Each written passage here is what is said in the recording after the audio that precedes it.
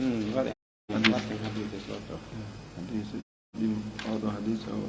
sharhu makko on hawtinta e o ɗimmo makko ɗo kono mi anda janggen hadise goto par ce que ɗo si aroy ga juuto yeeso ta kon ɗum fottan on ɗon maana makko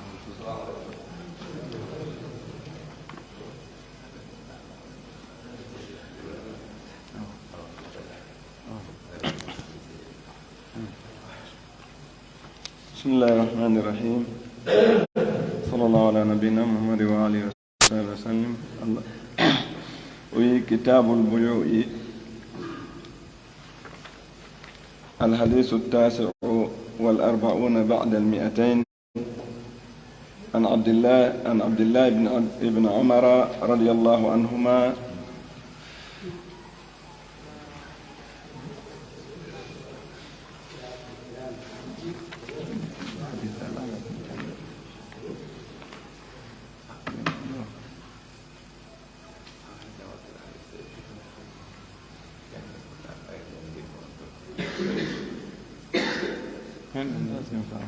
komi wo tutu kitabu on ɗo hadise alaka ko tariful buyuɗe ɗum tugni ga joni so jangga hadise jange nasu hadise jange mo nafsu hadise عن عبد الله بن عمر رضي الله عنهما عن رسول الله صلى الله عليه وسلم أنه قال إذا تبايع الرجلان فكل واحد منهما بالخيار ما لم يتفرقا وكانا جميعا أو يخير أحدهما الآخر فإن خير أحدهما الآخر فتبايعا على ذلك فقد وجب البيع وإن تفرقا بعد أن تبايعا ولم يترك واحد منهما البيع فقد وجب البيع.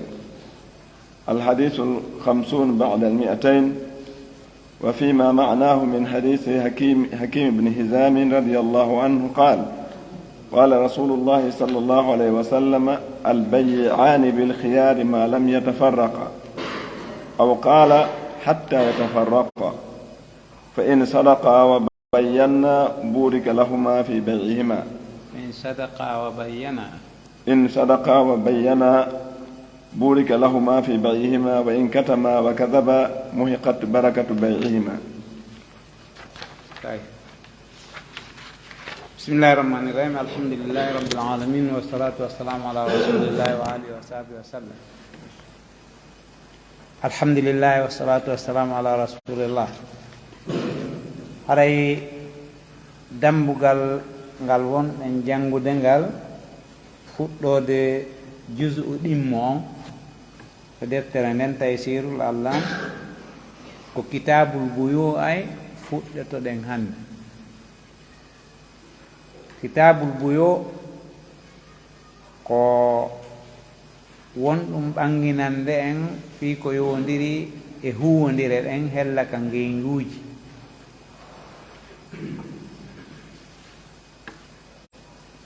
sarhuɗo deftere nden on inni albuyu'u jam'u bay'in ma ɗum jam'un lil bay'i sinnama buyu haray ko bay'u on jam'ina bay'u ko ngeygu buyu'u ko ngeyguji ko ngun ngeygu ɗon jam'ina waɗa ngeyguji ko ɗum wiyete buyu. wal bay'u masdar hella ka ɗengal arabu si ɓe inni bay'u ɗum ɗon ko jolirde haalan kanno no wawi wasi ko ɗon woni tuppal ngal ko jolata kon fof ala ka tuppal ɗon jola dande si tuppal waɗama nayi aray dan mi aray kala ko jolata ara ɗon mana mum kala hunde nde tawata no moƴƴina ka ƴooge ko ɗum ɓe innata masdar ka ɗengal arabu. no wawi wasi tawi ko ɗon kalimaji ɗin wona ƴoogede sinnama bayu on ko masdar on masdar ko ɓundu ndun noon ka wona ƴoogede ɗon ma ko tuppal ngal noon ka wona jolede ɗon ko wiyete masdar ko jolirde haala kan.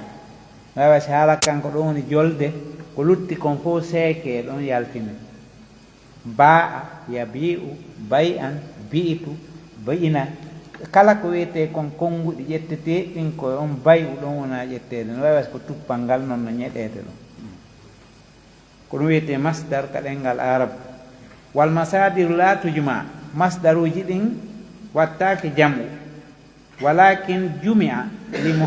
limulahadati ihtilafi anwa'ihi ko en waɗi si wiyanoma tum albayu ngeynguji ɗin fof naati ton kono ɓe jam'inimo ɓe inni buyo digi fi hollugol ngeynguji ɗin no mari façon ji no mari noneji ko ɗum waɗi si ɓe jam'ini on ɗon ko sabu kontugol noneji muɗum ni amma masdar on fayida ɓay ko ɗon woni jolirde haala kan ko hasi kon koko ƴettete kon e muɗum rendinte kañum ko ɓunno amma ka buyo ɗo ɓe inni ko masdar kono waɗama jam'u buyo wo ko fi darugol noneji muɗum ko ɗuuɗi kon wa ta'rifuhu lughatan andingol ko wiyete ngeyngu kon ka ɗengal arabu akhdu shay'in wa ita'u shay ko wiyete bayu no wawi wattitugol ko ɗum woni kal enga ko ƴettugol goɗɗum jaɓa goɗɗum ma jaɓa goɗɗum jonna goɗɗum ko ɗum wiyete bayu o sa ƴetti goɗɗum mbuuɗi ɗin a jonnaymo goɗɗum coggu ɗin mbuuɗi ɗi ƴettulaɗo siko dammol yeewɗa a jonnay dammol kol hendoɗa mbuuɗi ɗin siko leydi yeewɗa a watta e juuɗe makko leydi ndin ka konngol e ka kaydi jonnamo o jonne mbuuɗi ɗin siko suudu ko kandu dari ɗon ko konngol ngol e kaydi ndin wonɗa wattude e juuɗe makko o jonne mbuuɗi sifa ɗum fof ko wiyete e ita'u shay'in wa akhdhu shay ma akhdhu shay'in wa ita'u shay a ƴettay woni goɗɗum jonna goɗɗum ko ɗum wiyete ngeyngu manamum a wattitay woni faqad akhaduhu min alba'i alladhi yumaddu ɓe ƴetti ɗum ka ɗengal arabu e ba'u fonteteɗon yani yeeyodiray ɓe oɗa fonta e junngo ngon waɗani oɗa kadi fonta junngo ngon waɗani jonnowo on fonta junngo ngon jonna jaɓowo on kadi fonta junngo ngon jaɓa ɓe wattita no ko ɗum wiyete bayu ko wattitugol ari joni sodugol kum téléphone hun ɗo a fontay ba'u ma on ko wiyete ba'u ko sogonal ngal ɗo ma kuulal ngal ɓay noon si tawi junngol no ñobbi ndeɗa jonna a fontay ngol joni noon ɗum ɗon ko ƴetta ɗum minal ba'i lladi yumaddu e kuulal fontetegal ngal ma ɗum hello junngo sogonal fontetegal ngal ɓay ko hasi ko ndeyɗa jonna a fonta e junngo ngo ndeyɗa jaɓa kadi a fonta e junngo ngo imma li kasdi safaqa aw li taqabudi alal maqudi alayha min athamani wal muthman safaqa ko hello wonango jonnede ngon hella ka kaydi siko kaydi siñete woni winde signe walline e hino ɗum ɗo ko seede mi yeeyima ndi leydi ɗo ma ɗum ɗo ko seede ko kaydi banque on ni mi jonnitima ko kaydi ko wiyete safka ma ɗum ko wiyete safka tijariya kala ko halda fotta ko ɗum ɗon woni seede ko wattitete kon e njulaku ngon woni ko kaydi woni ko resi woni ko note banque woni ko sek woni ko waywa mum fof no wiye safka tijariya ma ɗum wattitugol tama ko yeeya kon ko huma kon e hoore muɗum humugol ngeyngu ko halda fotta kon immorde coggu ma ko yeeya kon wa lafdul bay yutlaqu ala sirai aidan haray ɓe inni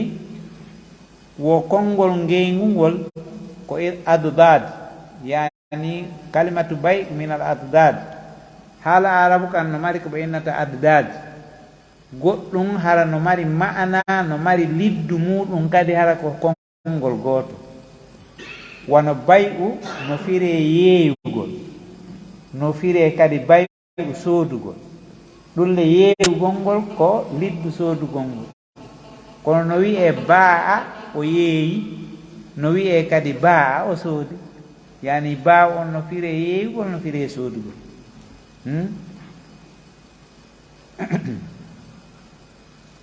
fahuwa min al abdad o kalima ɗo ko jeyaɗo e liddondirɗe ɗen ka haala hara ko konngol ngol no fire ma'ana maggol no fire kañum kadi liddu ma'ana maggol wa kadhalika sira ko ni kadi woni soodugol ngol sira on kadi no fire soodugol no fire yeeyugol fahuwa min al abdad ɗum ɗon kadi ko jeyaɗum e abdad on konnguɗi wiyeteɗi abdad lakin ida utliqa al ba'i'u fal mutabadaru ila zihni annahu basilu sila kono si innama ba'i'u ɗum ɗon wellitama tun ka ɗengal arabu hara tongaka e hunde haray ko fanda ɗon ko addeto faamede ko addete faamede ko jonnuɗo marchandise on ko ɗum woni yeewɗo on ƴettuɗo makiti on jonni ko on wiyete ba'i'u yeewɗo on si tawi ko ba'i'u tun wola haray ko noon fandorte ko ɓuuri hewde ko amma ta'rifu sar'an andingol ko wiyete ba'i'u kon ka sariya mubadalatu malin bi mal li kasdi tamalluk bima yadullu alayhi min siyaqi alqawli wal fi'l ko wiyete ngeyngu ka sharia ko wattitugol jawdi e jawdi fii annuye jeyngol sooduɗo on oti jeyi hunde kaari o ƴetti jawdi o soodi hunde kaari o jeyi nden ɗo hina luɓal ko ngeyngu ko jeygol kala noon siiga konngol mbaadi konngol ngol ma kuugal ngal no heɓori e mum wo e hoore welondiral hara wiyama ko ngeyngu sa wowli mi yeeyima hunde kaari ma mi hendinima hunde kaari ma mi ƴetti hunde kaari mi watti e juuɗe ma sifa ɗum ɗon fof yo taw ɗum ko faama nder ton kon ko ɗaɓɓa nder ton kon heɓike ko ɗum woni jeynugol mo e hoore welondiral yani fandama jeyngol oti amma konngol ngol ngol heɓori o nder ton si tawi tun woni andama ko soomi nder ton kon haray woni ngeyngu ma kuugal ngal joni sa andi kun téléphone hunɗo ɗen ko sammilona e tawi joni no sella tun ka ala ƴetta sammilo on wallina ƴetta téléphone on yaha sa ari joni ka bitiki hunɗa iɗa andi si hun ko 1000 francs wona yeeri no selli tun ka ala ƴetta ni 1000 francs on wallina o ƴetta si hun kun yaha oya jommum no wela an soodu ɗon iɗa wela hay sa wowlali par ce que ko kuugal ngal tun waɗi aɗa andi joni iɗa andiɗa sase hun ko oya no yeeye ɗon 500 francs iɗa ka auto maɗa iɗa feƴƴude iɗa wawi iɗa yeɗude e téléphone ara hewta ɗon tun daroɗa waɗa oya ni o ara ƴetta 500 jonnamo ƴetta sase hun kuya ɗon a golluɗa wowlade ko ɗum waɗi kala ko fanda e mum ka kuugal ma ka konngol si tawi welodiral no e nder muɗum no wawa ƴettede no sella wa jawasuhu sabitum bi usuli l adillati l arba dagagol ngeyngu ngun ɗum no tabiti ka sari'a e lasliji nayi andaɗi ɗin ka dalilaji yani dalilaji ɗin nayi ɗum wiyete qur'ana on no toon dalil dagagol mum sunna no laaɗo on no toon dalil dagagol mum ijma'ul ulama no toon dalil dagagol mum qiyasu on kadi no holli wonde no dago ko waɗi yimɓe ɓen no wuuri e hoori leydi mo be hato jinayi e ko goɗɗo jogi iɗa jogii mbuuɗi iɗa hato jini e maaro oya no jogii maaro no hato jini e mbuuɗi joni noon jom maaro kon okkata jom mbuuɗi ɗin jom mbuuɗi ɗin okkata mbuuɗi ɗin joni noon ɓe hato jini wallidirgo mo ɓe itta ko mum kon jonna oya kadi itta ko mum kon hendo ko oya faala ɗum ɗon ko hunde nde tawata koko wuurata ko e ɓaawo muɗum ɗum sari a on dagini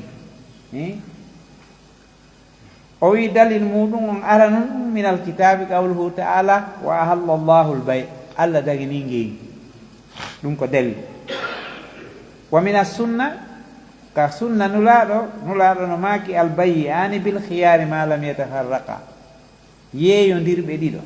yeeyuɗo on e sooduɗo on hiɓe suɓindina welagol fanni ɓe seedari ka majlis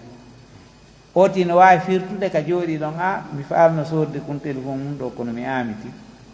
ma a ina mbuuɗi ɗin mi soodi mi yeeyima kono mi amiti panni ɓe seedali ɗon haray mo beeno suɓindina jaɓɓugol ma salago kono si woni ngeyngum fiɓama ɓe waynodiri hande kadi ko wurtugol woni aroyde so e artiroyi makiti on ko so tawi woni yewɗon no faala wurta so wurtanimo noon o heɓa e baraji kono na forcé ɓe wurta yani panniɓe ka majlisi mo ɓeeno suɓindina koyno woni wonde saabu o sonko téléphone jiɗi ok joni noon nulaɗo maki yewodiri ɓe ɗiɗo fof harayno suɓindina jaɓugol e salagol fanni ɓe seedali ɗon si ɓe seedi hande kadi ngeygu ngun humama ngu timmi si tawi aroyi wurtugol dambugal mum kadi aroye yeeso wiyete babul iqala haray ngeygu ngun si humike hande kadi huntu gongol ko so tawi yewtama kadi feere a mi sooduno kun téléphone hun ɗo mi naɓi kono kun hawranalla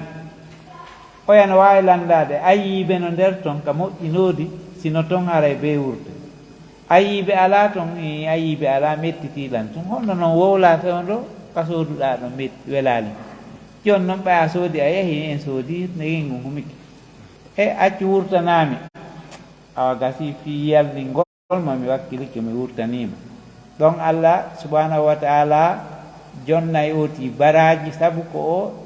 wurtani kon siɗɗo makko on ari e hadise wonde mo wurtani siɗɗo muɗum ande Allah kadi ittanoyaymo ande ñande goo kono so saliki o inni mi sala mi wurtata sari a forçatamo par ce que ngeygu mum notiniɗo wa ajma al muslimun ala jawadihi julɓe ɓen fof no fottani wonde ngeygu no dagi rabi an dalil nayaɓo on yaqtadihi l qiyas yani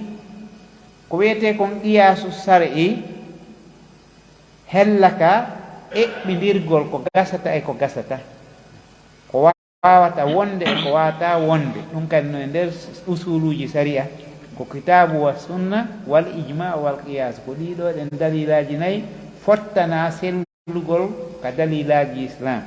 kala ko ñawore wonde ka islam koye ɗiɗo dalilaji nayyi ɗaɓɓete ulama o en no fottani ɗiɗo nayyi ko alqurana ɗaɓɓitete siya katon ɗaɓɓite ka sunna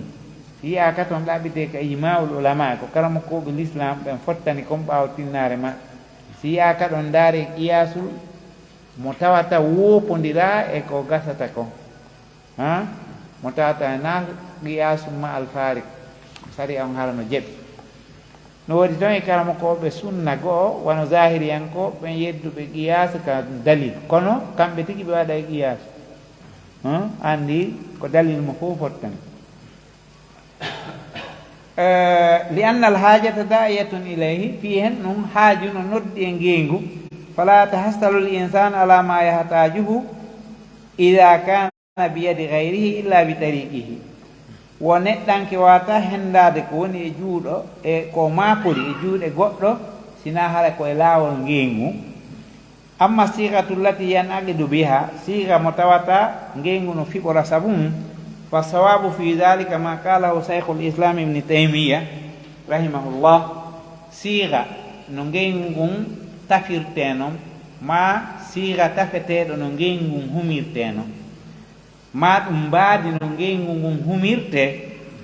ko ɓuri sellude e muɗum e konnguɗi karama koɓɓen koko cheikhul islam ibni taymiya maki kon min annahu yanaqidu bi kulli qawlin aw fi'l yani ngeygu no humora ngu fiɓora kala konngol ma kuugal addahu nnasu bay an ko tata yimɓe ɓen no konti ɗum ko ka ngeygu kontati yani kala konngol ma kuugal ko yimɓe ɓen konti ko ngeygu no wawa sellude wongol ngeygu joni wano fewno ngu zaman ɗo ni e misal hay goɗɗo no naata e supermarché o ƴetta piiji façon ji puy ƴetta coñƴi ƴetta di ƴetta ñaamiteji ƴetta coñƴi piiji ko faala fof o mawɓidira o waɗa e basa ka hu ha heewa oye mo ara ka ƴeeyowo so ari ɗon oti hen ɗo fo wayla ƴettay tum machine mum tugga ɗo ɗen tik heña heña e nder minute aji ɗiɗi tati hara calcule fof andi ko 50.000 hawrata ko 100.000 hawrata ko yeyteno 1000 francs e 2000 e 3000 fof muɗum moɓidira fof muɗum hen ɗo ɓuuri o yaala wolde ay hunde o ƴette tuude siwum ko o jonnamo o ndaara kan kadi no wawa hara o jogaki ɗo mbuuɗi o ƴette tun cartum ni ko wawa cartum o siifa o heƴƴa marque o ɗon yalta ka banque oy mbuɗɗin iwa e kun cartum ɗa yaha e compte o ka banque resi on yalta ɗon e ɗon ɗum fof ko yawingol aduna yawgol aduna on waɗi ɗo e oti jonno mbuuɗi ɗiɗo compte ma darati ɗi no moƴƴi ma ɗi moƴƴa ma ko fof ma hina ma dargol ɗum ɗo e torɗo tardina yimɓe ɓen hara kufre no dari yaa to joni ɓe moƴƴini ka tawata no newi ha aray tum moɓidira ko yeyeteɗen basaga hun tewpiiji siifa cartum fof marque o ɗon ɗen kalise on yalti ɗiwa e banque oya on ɗi yaa e banque oya lan ni heña heña fof mum ƴettata tan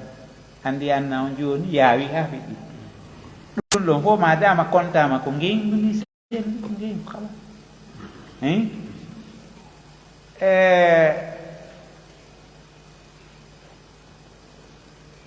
sawa'un akana mutaaqiban am mutarafiyan woni koko tokkodiri harano jokkodiri no takkodiri ɗon e ɗon e hin ma hara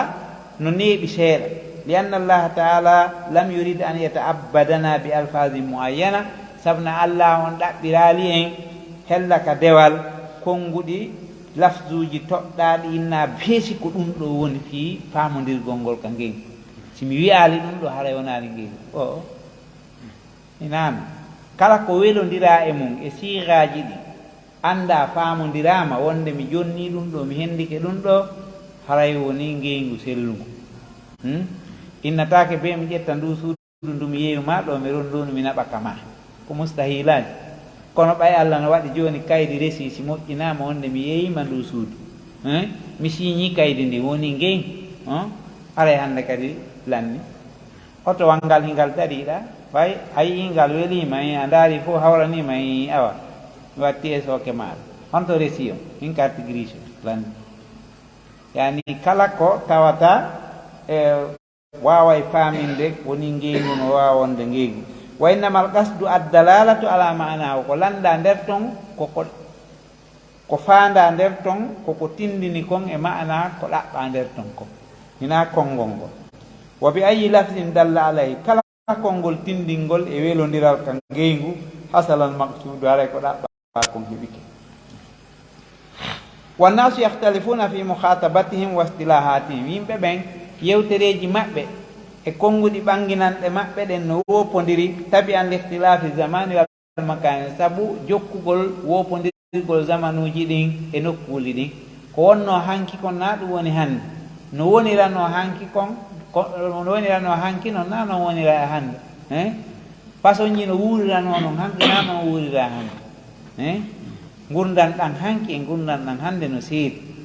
joni noon ka gurdan ɗan hanki e gurdan ɗan hande seedi ɗon ko qa'ida sari on wallini ko ni wona yaarede kala ko tindini e ko welodirte ko wonti ngengu wono hande ni ɗen ko hasi kon ngenguji ɗin no timmude ka téléphone ji joni ko ɓuri kon ko internet wona yeyde goɗɗo wona e ɗo ɗen o demanɗo ɗo makiti sin makiti on addanemo ka téléphone ɗo o vérifia fof o ndaara qualité on fof muɗum o tappa ɗon ɗen ha o gayna o naɓana oya kalise on oya hendo ɗon marchandise on oya kadi hendo ɗon kalise on hara fof mum no yaawi fiti ɗum noon si waɗano ko konngol feerewol ngol tata sinangol sellata zamanuji ɗille wopodiri murani ɗum sattayno fota kono muamalat ɗiɗin allah no hoyni fota fi tawde lutodirgol zamanuji ɗin e yimɓe ɓen e leyɗe ɗen ko noon fa kullu zamani wa makani lahu lugatuhu wa istilahatuhu kala zamanu fewndingu haala maggu on no ɗon kala haala fewndika ɓanginande no ɓe wuurirta noon kañum kadi no fewndi e muɗum wal muradu min dalika al mana ko ɗaɓɓa nder ton ko mana on ko mana ko ɗaɓɓete nder ton kon woni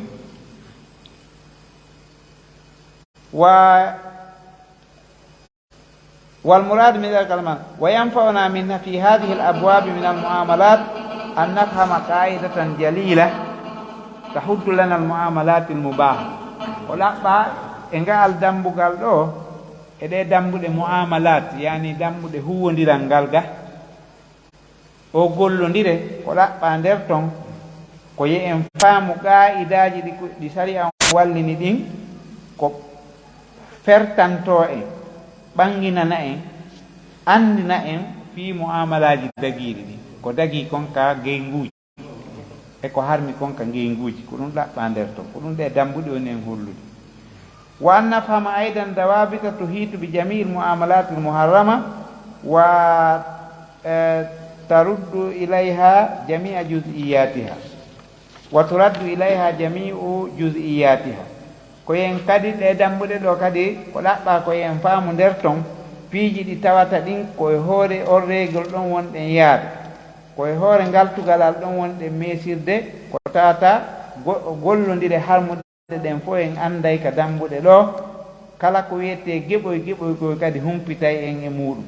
on qaida ko en andu anna al asla fil muamalat wa anwa'u tijarati wal makasibi al hillu yani sariya on no wi hella ka huwodire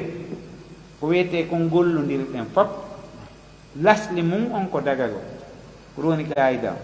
ka huwodire ko lasli on kono dagi ha noon sariya ara inna ngal huwodiral ɗon no harmi amma lasli on kono dagi taw amma ka dewe kadi lasli mum on kono harmi memugol ha sariya on ara noon inna no waɗe hella ka huwodire lasli on ko dagagol ha sariya on ara inna no harmi amma hella ka dewe lasli on ko harmugol naya memugal ha lasli on ara inna ko ya waɗu waɗano kono ɗon seedi muamalatu on e ibadatu al aslu fil muamalati al hil ko dagagol ha sariya on ara inna o façon huwodiral ɗo ko riba o façon huwodiral ɗo ɗum ɗo ɗen no harmi dagaki sifa ɗum ɗon amma ka lasli kono dagi فلا يمنع منها إلا ما حرمه الشارع إلا ما حرمه الله ورسوله حرمتا مسنا قال إن لا لون حرمنيكم فهذا أصل عظيم يستند إليه في المعاملات والعادات دونكو لاس دي ماونو دو متواتن توغي مودون كا هونديره كانيون e ka aadaji ka namuji ka howondire e ka namuji fop muɗum lasli mum on kono dagi ha sari ara inna no harmi accite noon hara waɗa ka hande kadi faman harrama shay'an min dhalika fa huwa mutalabun bidalil mo inni harminay goɗɗum nder ton yo aray mo ɗaɓɓira addugol dalil ko addi yo harmi li annahu ala khilafi l asli sabna ɗum ɗo ko wopodiri e lasli on wa bi hada yu'lamu samahatu sharia wa sa'atuha ko ɗum andirte neware sharia on e yaajugol sharia on hella ka yaajingol fi huwodire ɓay ɗum ɗon ko yimɓe ɓe no mapori fota sharia on no udditi ngal dambugal ɗon fi yo taw hara ko so tawi no harmi ɗum so dalil ari harmugol muɗum harma est ce que wona o microphone to ɗannini o ɗum ɗa taw ɗannani en ɗon taw ha ndaare ɗanni few ayo kala no kas hara ko punɗo woni wadde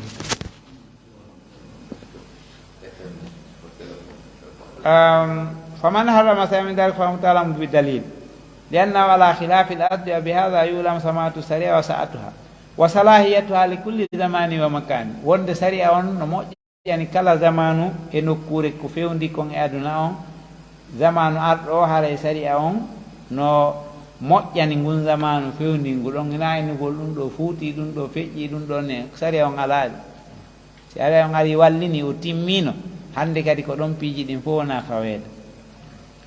watatawuruha hasaba muktadayatil basar e yarugol sharia on yeeso yeru ko yimɓe ɓen hattojini e muɗum kon no adna on woni yarude noon wa masali nasi e maslahaji yimɓe ɓen wa hiya qaida muttarida mabnaha al adlu wal qistu ɗum ko qaida mo tawata no yaaji no woni ka tumbere laawol fof no humpiti fi mum tawa kadi mahode muɗum ko nunɗal kañum e nunɗal kadi wa mura'atu masalihi tarafain e ɗaɓɓitugol ayna maslahaji cenɗe ɗen ɗiɗi no wala takhruju lmuamala an hadha al asli l azim huwodiral ngal yaltata e o lasli mawɗo min al ibahati ila tahrim wonde harano dagi wonde harano harmi illa lima yuktaranu biha min mahdur aw lima yaktarinu biha min mahdur si wona hara ko takkodiri e muɗum ko haɗa wona ko tawata lorda no nder ton ma jamfa no nder ton ma kansum e tampingol goɗɗo e toñugol mo no nder ton ɗum ɗon fo haray haɗa yarjiu ila zulmi ahadi tarafayne alano ruttade e toñugol goɗɗo e cenɗe ɗen ɗiɗi kal riba wono ngeygu riba andi aray ɗum ɗon no lorri woɓɓe wal garari e jamfa hodo wal jahalati e yewugol ko majja wal khida'i e huwodiral wondungal e jamfa nder ndeha wat tagriri e hodugol oti ɗaynamo kujinamo ɗum wiyete tagrir kujingol goɗɗo yeeyamo ma ɗum soodinamo ara o anda no wari fa hadi muamalat inda ta'ammuliha najiduha taudu ila zulmi ahadi l aqidain kala ko sari on harmini ka ngeyguji a taway mo yurnike nder ton taway no woodi ton ko tawata no tampini goɗɗo e maɓɓe yeeyuɗon haray tampi ma ɗum sooduɗon tampi sari on noon harmina fiita goɗɗo e maɓɓe tampin oy wal muamalatul muharrama tarjiu ila hadihi dawabit wama hurrimat illa li mafasidiha wa zulmiha ɗiɗo piiji fof muɗum no mari qaida no mari daabit koye hoore o régle ɗo wona yaheede koye hoore ngal meesirgal ɗo wona naɓeede kala ko harmina e muɗum ko fi bononda harayno nder ton ma lorrugol ma ɗum tooña sina ɗum harmata fa inna sari alhakim arrahim jaa bi kulli ma fihi salah sari a on no addi o ari e kala hunde nde tata moƴƴere no e mum wa hadara an kulli ma fihi fasad o rentini e kala ko tawata bone no e muɗum walhasil anna almuamalat almuharrama tarjiu ila dawabit adamuha salasa al atiya huwodire harmina ɗen hiɗe rutti e nder on no wiyete daabituji ɗi tawata ko tati ɓuri mawnude e majji koye hoore ɗin ɗon ɗen wona maheede koye ɗe tugale ɗo wona maheede harmugol muɗum al awwal ar riba bi anwahi salasa riba on façon ji mum ɗin tatino no harmi ribal fadli ribal nasi'a ribal qard ribal fadli on ko riba ɓurdindingol ngol itta korum maaro bensa mi itta korum ɗiɗi wattite dagake ko ribal fadli eyin ko noone gooto ko façon gooto ko non ɓurdindin ko jamfa e ribal nasi'a ɗum ko ka ñamale ɓurata arde ñawlan sammi lewru ndum maya tun en haaldi kadi wonde ɓay lewru ndum maayi a heɓaali a watta e 10 000 si lewru ndum maayoyi kadi a heɓaali watta kadi 10 000 ko noon yarata ha no wiyete riban nasiya ɗum ɗon kadi ko ga e ko noone goo e riba on e ribal qard riba ko wiyete kon ka qirade hella ka ñamale kadi kono hara ko façon ñamale goo yani ɗum ɗon kadi dambuɗe mum fof aroya yeeso fi fensitoygol ngol ribal falde aray ribal nasiya aray ribal qurud ɗum ɗon kadi aray fof muɗum aray nder ga asani aljahalatu wal gharar none ɗimmon e ko harmina konko majjede hunde nden e jamfa kan wa yadkhulu fiha juz'iyatun kasira ɗon noon geɓoy buyno naata nder to wa suwaruhu mutaaddida mbaadiji ngeyguji majjaɗi ɗin ɗum ɗon kadi no ɗuuɗi salisan alkhida wa tagrir ko jamfa kañum kadi e hodo kujingol e jamfagol wa yasmalu anwa mutaaddida ɗum kadi no mofti noniji ɗuuɗuɗi hada mujmaluha wa sayati inchallahu tafsiluha bil hadith al atiya aroya ya hadiseji yeesoje ɗen fensitugol ngol dambugal aranal ngal ɗo masru'iyatu khiyari lmajlisi fi lbayi wa bayani manahu wa muddatu abdullah ibni umar radiallahu anhuma o maaki o nani nulaaɗo allah sallallahu alayhi wa sallam no maaki si worɓe ɗiɗo yeeyindiri mo be e maɓɓe haray no suɓindina jaɓugol ma salagol fanni ɓe seedali taɓe fof hiɓe nokku nguutu ha fanni ɓe seedali haray ɓe nokku nguutu ma ɗum goɗɗo e maɓɓe suɓindina oya jaɓugol ma salagol si tawi goɗɗo e maɓɓe suɓike ɓe yeeyodiri e hoore ɗum ɗon haray ngengu ngun laatike ngengu ngun waɗɗike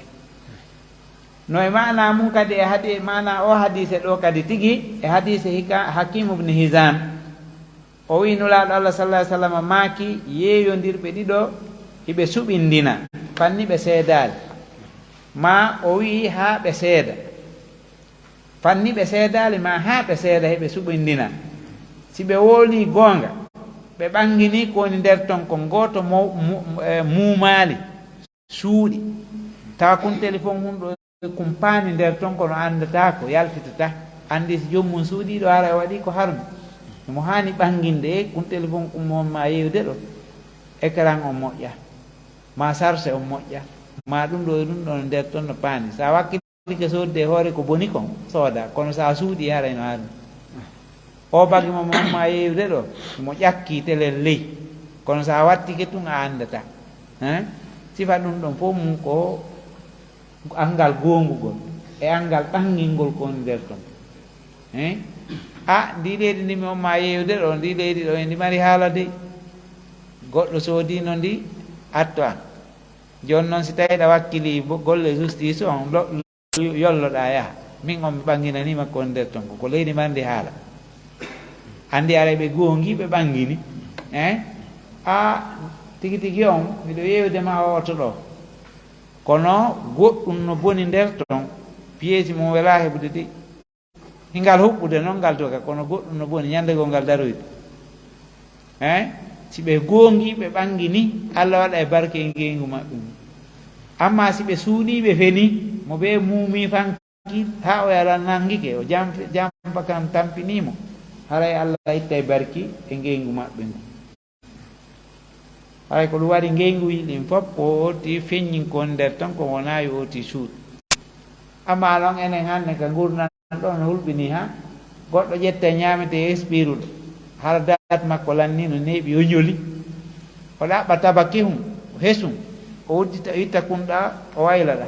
o mba moƴƴa o jonna oti ara yiya tun ta da toon no ɗon kono hara ko woni nder ton kon ko ñoli sifa ɗin piiji fof no jeeya e ko woni ittude barki e ngenguli ɗi ɓay haray woti si andi so jommum andi tun o sotta hakkille anna ono ɗum ɗon base silas ko yeeriɗo maakiga amma taarif ko amma andugol ko wette gewi on saɗanka saria ko wat noon mo baade ko wattiɗiɗu ko wattital maalum jawdi mi maali e jawdi taxti tamalluki e sabu e faandare jeynagol bi maali tuto alay konkono tindina hoore mum ɗon min siyaɓe kawli ummode sihaaji konngol ɗin falfiili e golle ɗen kala konkono tindina ka siiha worugol ɗi ngeewi ndum kañuma e ko tindinta kon kadi ka golle ka kuugal wa jawaabi daga ko ɗum ɗon saabi ɗum ko tabbi ɗum ɗi usulil adillati arba e dasdeji dalilaji ɗi nayino ƴettude dalil ɗon nayino e bindete ko ƴettude dalil ɗon nayino awala ɗum alkitabu Allah o wi wa halallahu baya Allah on dagini ngel ko ɗon dalil e deftere Allah kamina sunna ka sunna kadi nawtonaɓe maaka ɗon albayi'ani ren ɗiɗo bil hiyayi o wonani ko subinegol maalmeta farraka fode ko sertade wono to kitabe ƴe deftere nde ko sunnate sunna on fiha e ko woni kon e ngarɗo damgal kasidatu no tuuɗi balta settem wajama ha muslimun ala jawabi julɓe fof fotti e dow dagagol ko wiyete ko geewi rabi annayi noon wa yabtata bihi qiyasu wono kadi no kollat no ƴetti ɗum noon kadi kadi qiyas on iya tong kedino jabi ko wete ko ngeydu yanna haajata da yata da tawde haaju non di faade e ko e ngeydu fala yaqtaru insan hebanda ko anke on alama yahtajuhu edo kon ko hatojine ɗum ida kana biyadi gayrihi gayruhu taylade keno noon ko e jungo tana makko illa bi dalil hirtina e laawol ngeygoyaga إلا إذا كان بيد غيره كان كاكو إن إذا كان بيد غيره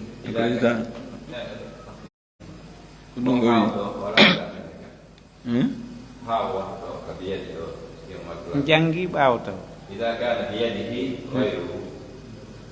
إذا كان بيد غيره كا أو على بلاس نعم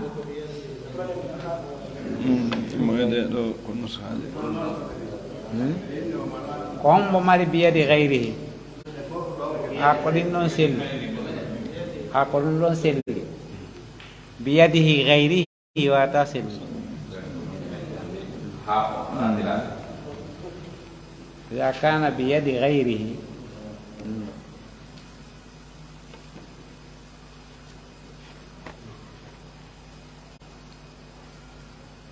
أما الصيغة التي أما صيغة ينعقد بها المهر المؤمن فالصواب هو الصواب في ذلك وما قاله الشيخ الإسلام ابن تيمية وقريب ورسول الإسلام ابن تيمية رحمه الله من أنه الذي ينعقد نركبه غير نركبه بكل قول كلام قنقل أو فعل ما قل عنده الناس بيئا فإن كنت غيره dia sawal akan la don au tara dia ma konit yana la ala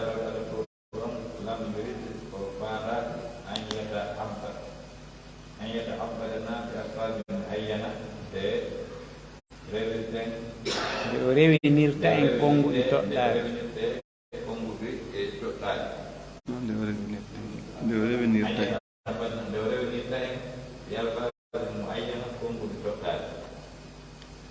tawata sansata ko e zamanu o nokkure o katra noon ka huwodiri sabna so inno lafsul bayi on ko ɗum ɗo tun wata gasude si anna on yaajino yiilodiri pine heɓike machine ji heɓike watano sellu si innama be hara ko aaden wowlowo tun helli faaɗo e wowlowo helli faaɗo tun yeeyata ko on tun kadi jaɓata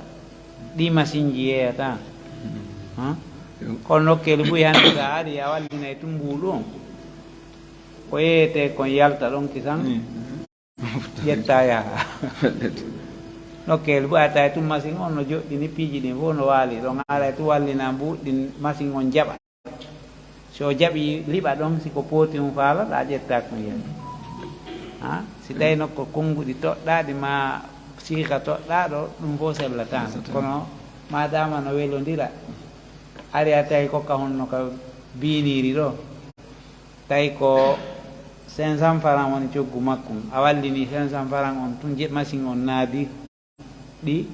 hewtay tun kadi duwa walade ɗon hara watade ƴettitude kum yana ni hum kum yana ƴetta ya si cewɗino toon ɗin kadi fuɗɗa si cewɗino toon kadi yiltete himpiiji fof ko tawde sari on no udditino law wonde huwodire ɗen ko ni yaara na ɗum gurdanɗan sattayno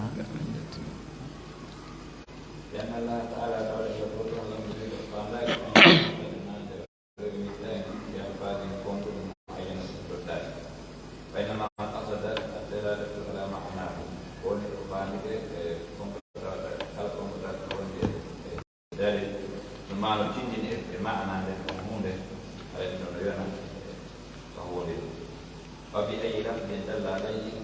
كلا لفظ هو مقول عمود ذلك المدن مثل المقصود رجل مني فانا والناس يختلفون في مخاطبة من تجمع المنطقة تقبل المنطقة من برهان واصطلاحات هل تكون في المنطقة wannasu muhtalifun yimɓe ɓen ko luutodirɓe e tagudiji maɓɓe ɗin e konnguɗi maɓɓe ɗin e leyɗe maɓɓe ɗen e alhaali maɓɓe on e aadaji maɓɓe ɗin no huwodirten noon ka men ɗo eno huwodirte noon ka leyɗe porto ma no huwodirte noon e leyɗe aadi ma ka arabuɓe nokkeli ɗo haray yimɓe no seedi ka ɗen ɗe o ka huwodire o ka ko sifa ɗin alhaali e ko hay ñaameteji ɗi e konnguɗi ɗin e alhaali ɗum fof no luutodi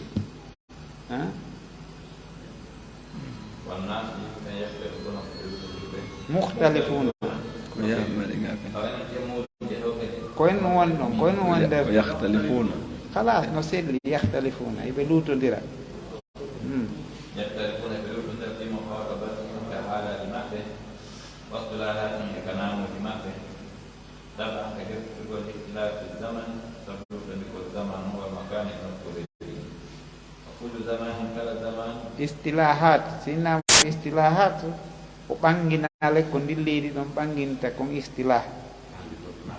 ko wiyete istilahat la musahata fil istilah yani min menen ɗo Konakiri si min wi'i hunde kaari haray ko ɗum men faandi ko ɗum wiyete istilah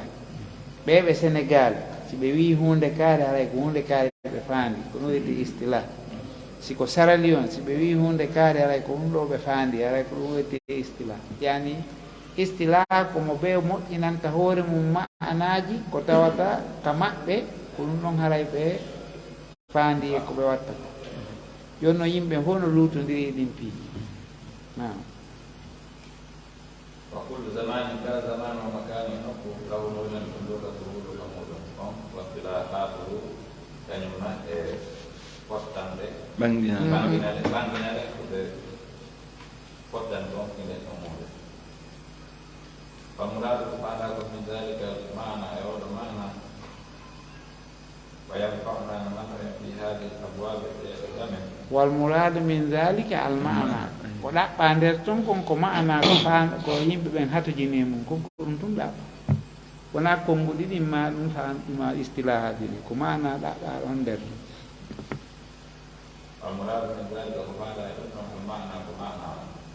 وينفعنا مثلا في هذه الابواب الزمن من المعاملات المتقول لكن أن نفهم بفعل قاعدة جديدة هذه موجود تحد لنا المعاملات المباحة ونترك لنا قول بالإيجابية وأن نفهم عند فعلة أيضا كذب ضابط وجه تحيط ونبوغ بجميع المعاملات المحرمة من النقل ونير الأمر ضوابط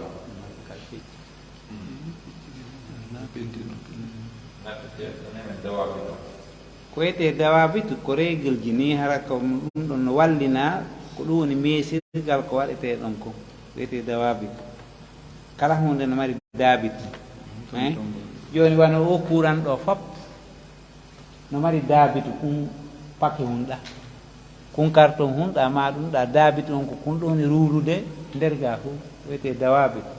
yani saria on kan no mari konko wiyete dawabitu yani daabitu hunde kaari ko ɗum ɗo hella ka njulaako ko ɗum ɗo hella ka dagagol ko ɗum ɗo hella ka riba ko ɗum ɗo joni misal ka ribaji ribal faddi ribal nasiya ribal ɓurudi riba ɗum ɗo fof muɗum sari on inni dagata ko fi hen ɗum jamfano nder ton ko wiyete ka dawabit yani kala ka jamfa woni harmi nam ko wiyete dawabit kala e mum no waɗana daabit ko tawata ɗum ɗon si waɗama ɗon nangi konko nangini ɗon woni jogorde ka ɗum on woni ɗon yani walan on ko yiididirta kon nder ton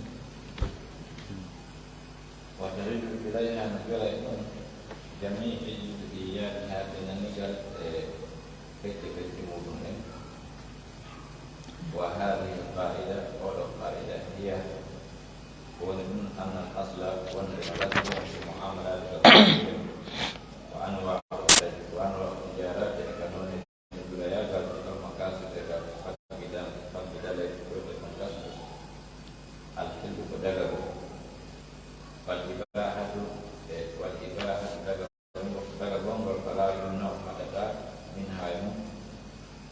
فلا يمنع منها حتى مو فلا يمنع منها حتى إلا ما حرمه الله سبحانه وتعالى وحرمه ورسوله إلا ما حرمه.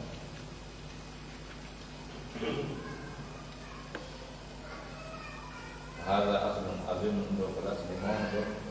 يستند إليه فنسوق إليه في المعاملات الدولية والعادات كعادات. فمن حرم شيئا من ذلك أو من حرم من ركن منه فهو مخالف بالدليل على أنه قد الدليل لأنه على خلاف الأصل فجاء منهم كل به تسليم. فبهذا الرسم يعلم أن يعلم عن دينه andirte فبهذا الرسم يعلم عن ذكر سماحة الشريعة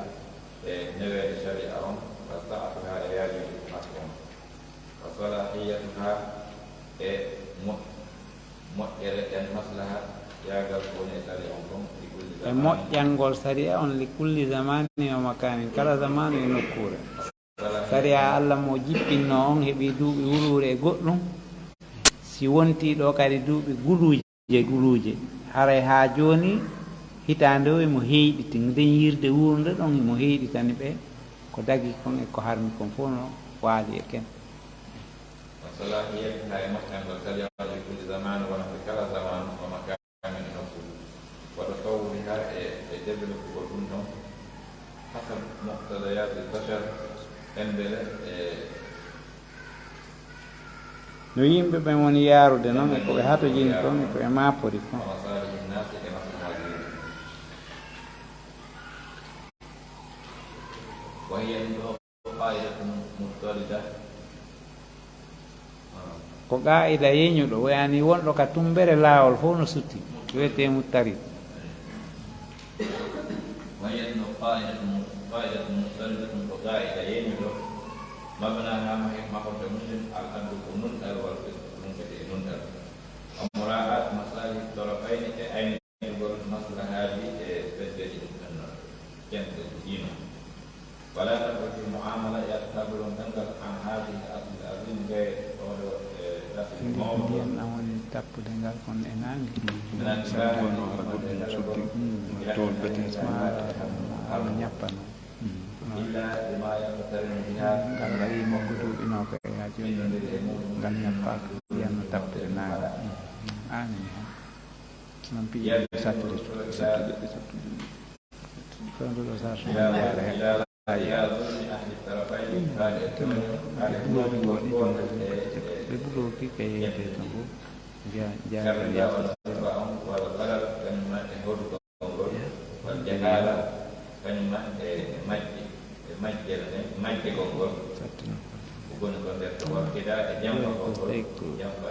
hibbunoɓe ɓe no wallinde yeytude ko ɓe noon yeytude ala si ɓe nokkiri peel ɓe waɗi ko ɓen hay ko feccere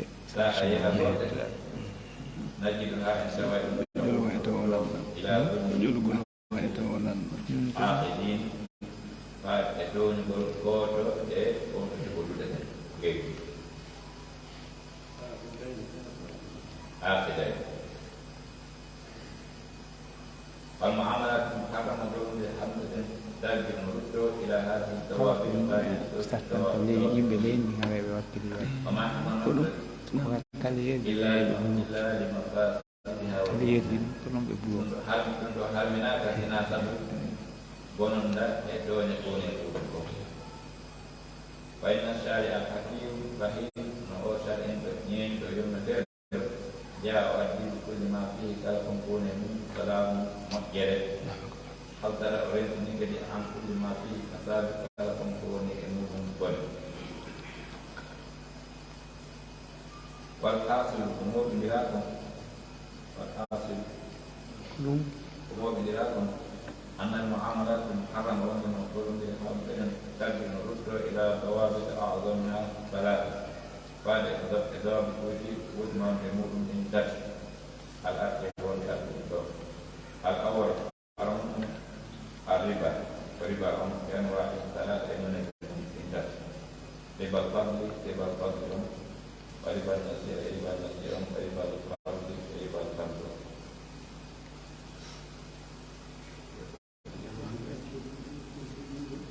ma kiiɗo ɗeɓani yani ɗum ɗon fof dambuɗe mum no arde dambuɗe ngara yeeso dambuɗe ɗen no aroyde koyno wiyete ribal nasiya no arde koyno wiyete ribal fadde no arde e noneji harmuɗi ɗin fof e ribal qurude ɗum kay no arde noneji harmuɗi ɗin fof ɗum wiyete ko dambuɗe ɗen woni jopade ɗe aroya yeeso asanaji mum noon an jahalate ko majje gongol walla haralete hodu gongol ويدخل هذا كثيرا جزئيات كثيرة ويقول أفتح وصورة متعددة بعد وصور متعددة المفعول الثالثة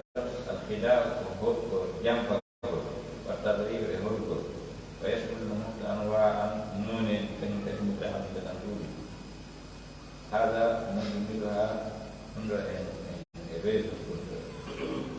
فسيأتي عليه إن شاء الله تعالى تفسير الفين في الوجود إلى حديث الآية في اليوم الآخر. عن عبد الله بن عمر رضي الله عنهما أن عبد الله بن عمر قال رسول الله صلى الله عليه وسلم في جنازة قال صلى الله عليه وسلم أنه قال والناس إذا تبايع الرجلان ينزل بفرق وكل واحد منهما بالخيال قول كان نفسه نودا نقول سبقوا ما لم يتفرق وجد استرسال وكان جميعا تبتلي بحوله أو يخير أحدهما الآخر ما نسبنا غوث نحوه فإن خير أحدهما الآخر غوث نحوه سبني أويا غوث نحوه فتبايع يلي على وقد وجب البيت من هذه الوقت فإن فرقت السيد بعد أن تبايع الآخر يلي ولم يترك واحد مما البيت قرنت الجاري بينهم وقد وجب البيت من هذه الوقت هل تجمع وفيما راه من حديث حكيم حزام رضي الله عنه قال مات قال رسول الله البيعان بالخيار يوم لا ينجرون بنودا سبقوا ما لم يتفرقا فليسترسال أو قال تفرقا ما أولي حابسا فإن صدقا بقوم وبينا بورك لهما بني موهقت مهدة بركة بينهما بركة غير مكان الغريب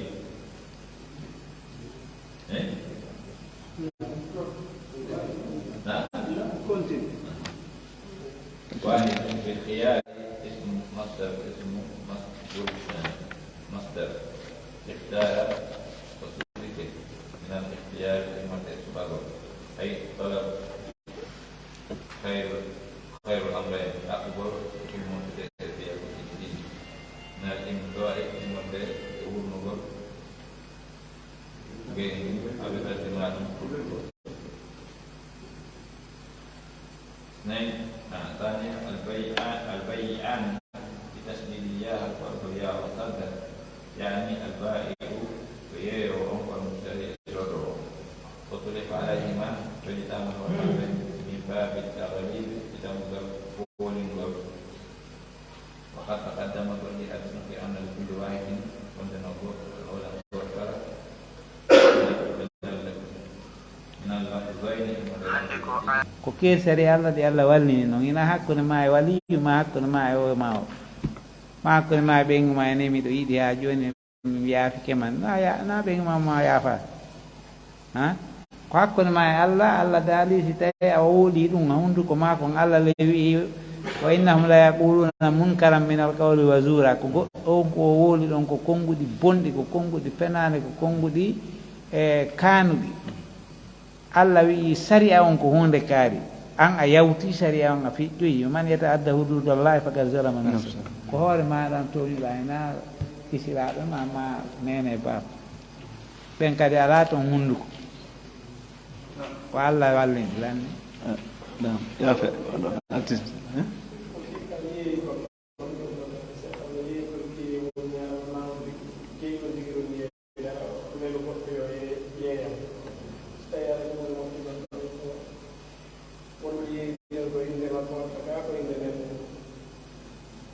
ɗo ko inde wonɗo jeyde o yani sigo sa ƴetti joni oto ma a jonni o paykunɗa weeyan a ƴetti oto on carte grise on a jonni o paykunɗa ni naɓi yenami o oto o ƴettimo naɓi an ko 5 ɗa o darnimo ɗon himo yewde si woni a yetinomo ko prix on ko hunde kaari o yeeyi on prix ko sooduɗomo on watta inde muɗum nden inde nden eggi ka jeyal ma an yahi e jeyal oɗanga wona wakkilaɗo on woni ƴettude inde mum nden waɗa ko joom muɗum ko on wakkilɗo on ko inde on ɗon nden wona egginede watte inde jeyɗo on joni par ce que o jeeyi nam ko faala ko landitti bana joni ka terenji ɗi ɓenna joni awa yeeɗo yo addu photo mum on sooɗ ɗon adda photo mum on masalan ka terenji ɓe waɗa joni kaydiji donation jigo ko ɗum yalti ɗum ɗon na ella ɗum ɗon haray ko jonnuɗo yayewo yeeyu on ko on ɗon inde photo mum eɗuma watte ka ko jeyɗo on walla ko jeyɗo on par ce que ko jeyɗo on kadi haray woni ka kayditode kaydi ndi andi amma banajo on ko photocopie wona jonneɗo yeeyu joni ɗa jogui ɗo ɗen titre foncier ɗa faala yeeyude ndi leydi a jonni banajo yo yeeyoy ko photocopie on ɗamo joni ɗa yiiɗa e soodo o jonnama noon original on mana ko inde jeyɗon wona eggede natte inde sooduɗo on ko naglul milki ko eggugol jeyal ngal naɓa e juuɗe o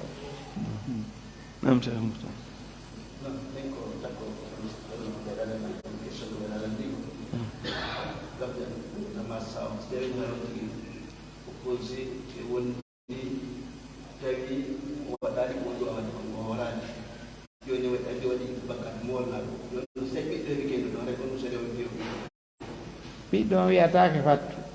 ko jommum rondi junubu par ce que o waɗi ko haɗamina o wii o debbo ko nene makko no harmanimo Allah wi a memitetamo fanni a waɗali o kaffara ko ɓe waɗa kaffara na jam fo horema ronka wadde kaffara joni noon si o ar pawñade ɓeygu makko ɗo e ɗum haray ko hippin waɗa ha joni kaffara mo wiyano o waɗa on arande kono noon wiɗen ka renagol hande ɗum watta ka oti nandinini e ɓeygu mum e nene mum ɗo yo wadde kaffara on yo pottin ɗon ɓeygu makko to ha waɗa kaffara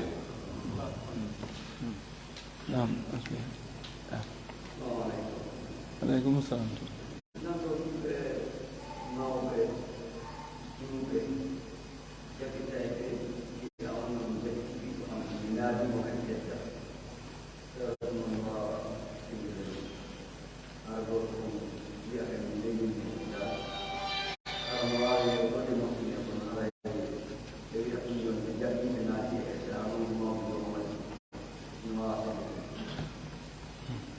façon no ɓe inni tan ɓe naadi e edda sellirta noon ko jombuɗo debbo on nattamo e edda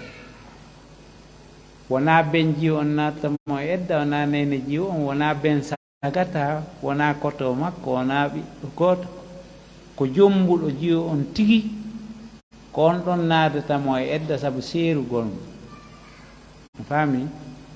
joni noon si tawi woni debbo tortiki hoore mum moodi makko seerimo emo ka nder edda si tawi moodi makko kadi inni ittotomo mone o salomo seerde hara kadi hakkeji no toon ɗi o saliji tottude debbo on no mari ko woni saabu ha o torti hoore makko haray gorko olle anniyaki tottude ɗi o inna kankadi le o accitata o ittotoɓe mone wona sattirgol cenɗe ɗen ɗiɗi noon sare on yana ni haray waliyaɓe debbo on wallitagol mo ɓooro e oɗo gorko naata edda hara celgal force ɓe e mahkama o na ɗum ko qaadi on tigui sendatoɓe ɗum le ko si gorko on sali sina ɗum si gorko on sakkiki hakkeji debbo wona worɓe jombirta ni rewɓe immoɗo yaha ero ko duuɓi 10 no jooɗi toon inna on debbo ɗon mi accitatamo aduna ma o salo ñamminde o salo holtinde o salo honnude o salo piiji ɗin fof o watta oɗa korɗo hawteteɗo ni tumma ko aade na tagaɗo kañum harde ko ɓiɗɗo makko waɗano ɗum o wakkiltano ha o inno kadi o ittan mone o inna kadi o accitata ko ɗum Allah daari wala ta'duluhun yani laagugol debbo on sattinanamo yani ittomo mone inna accitatamo jogatako accitata jogatako hawatamo conseil sari on bambana e debbo on wallitomo no sortora e o gorko o waɗa ɓoorigo hakkude maɓɓe o naata e edda karama ko woɓɓe goo no wi edda ɓoorigu ngun ko lewru wotu haray lanni woɓɓe goo inni yo waɗa edda cergal lebbi tati surtout sino hulata taw hara ɓiɗɗo no hakkude ma darko